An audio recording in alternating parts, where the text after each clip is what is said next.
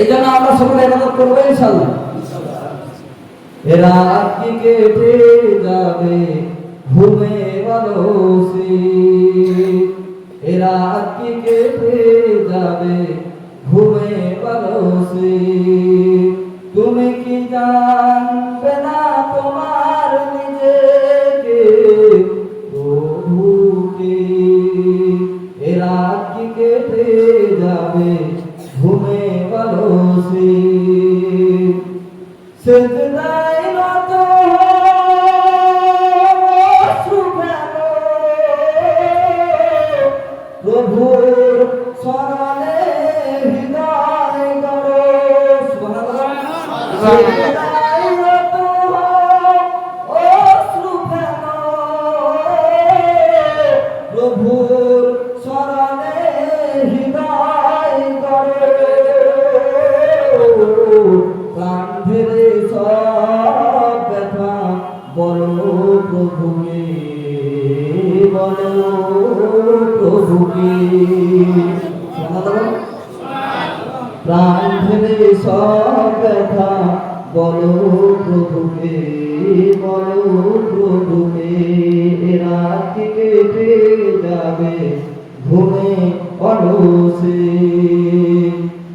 এই জন্য করে রব্বুল আলামিন তিনি বলেন, বান্দারে যারা এই সবে কদরের রাত্রিতে যারা ইবাদত করবে, বন্দেগী করবে, আমি আল্লাহ পাক রব্বুল আলামিন তাদের জীবন থেকে তাদের যত গুনাহ রয়েছে সমস্ত গুনাহগুলোকে maaf করে দেব।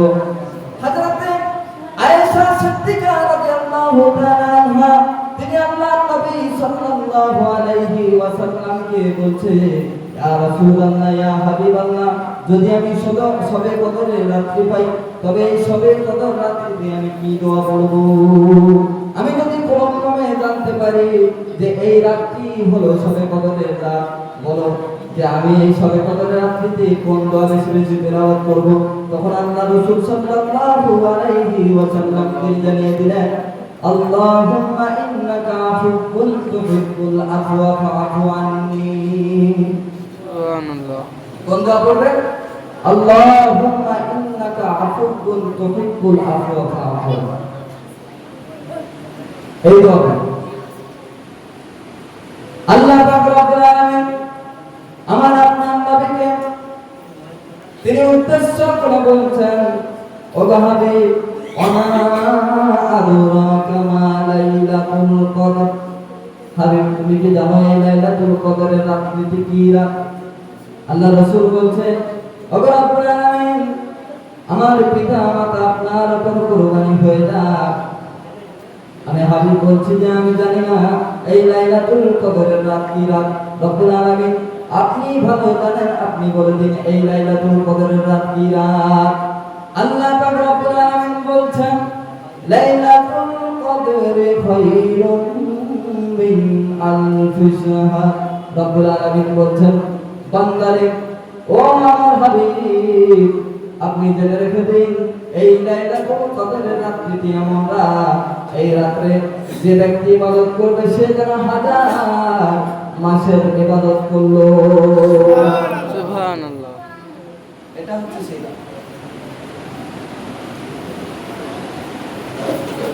হযরত আবু হুরায়রা রাদিয়াল্লাহু তাআলা আনহু হতে বর্ণিত আছে, আল্লাহ রাসূল সাল্লাল্লাহু আলাইহি ওয়াসাল্লাম তিনি নিজে বলছেন, আবু হুরায়রা বলছেন যে আমি আল্লাহ রাসূলকে শুনতে দেখেছি, আল্লাহ রাসূল বলেছেন এই লাইলাতুল কদরের রাত্রিতে যারা ইবাদত করবে আল্লাহ পাক রব্বুল আলামিন তাদের হাজার বছরের ইবাদত করার সওয়াব দান করবে। একদা সমস্ত সাহাবীরা বসে আছেন, তারা আলোচনা করছে, বলছে যে একজন ব্যক্তি সারাদিন করে আল্লাহর দ্বীনের রাস্তায় বেরিয়ে যেত আর রাত্রি ভোর ইবাদত করত, এইরকম ভাবে হাজার বছর ধরে ইবাদত করেছে। তখন আল্লাহর রাসূল সাল্লাল্লাহু আলাইহি ওয়াসাল্লামের সাহাবীরা তারা বলছে, ও হাবিব, ইয়া রাসূলুল্লাহ, ইয়া হাবিবাল্লাহ, এই রকম ফজিলত কি আমরা পাবো না? আমরা যদি ওই জায়গায় হতাম কতই না ভাগ্যবান হতাম। আল্লাহ রাসূল সাল্লাল্লাহু আলাইহি ওয়াসাল্লাম তিনি বলছেন, ও আমার সাহাবীরা শোনো, আমি বলছি তোমরা এই কথা বলছো আমার রব্বুল আলামিন পবিত্র রমজানুল মুবারক মাসের 27 রাত যাকে বলা হয় লাইলাতুল কদর, এই লাইলাতুল কদরে যারা ইবাদত বন্দেগী করবে আল্লাহ পাক রব্বুল আলামিন তাদের জীবনের সমস্ত গুনাহগুলোকে maaf করে দেবে। তাদের নামায়ে আমলে এমন নেকি দেখবে যেন তারা 1000 বছর ধরে ইবাদত করেছে। সুবহানাল্লাহ। এটাই হচ্ছে এই রাতে ইবাদত করতে হবে, বন্দেগী করতে হবে। এই রাতে যদি বন্দেগী করি, ইবাদত করি, সারা জীবন তো গুনাহ করে কাটিয়ে দিই।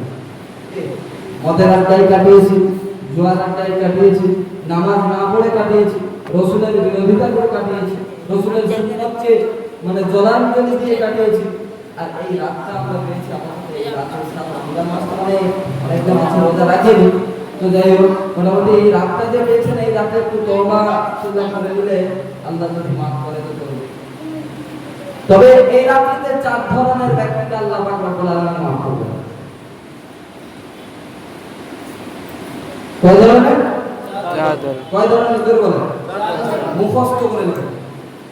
যে আগের সবে কথা ফেলে বক্তা যখন এই কথাটাই বলবে তখন যেন আমরা সে বলার আগে যেন আমরা বলে দিতে পারি। কি? 1 নম্বর, আল্লাহ রাসূল সাল্লাল্লাহু আলাইহি ওয়াসাল্লাম তিনি বলছেন এই সবে কদরের রাত্রিতে 4 ধরনের ব্যক্তি তারা maaf পাবে না। তার মধ্যে একজন হচ্ছে মদখোর। কি গো? মদখোর।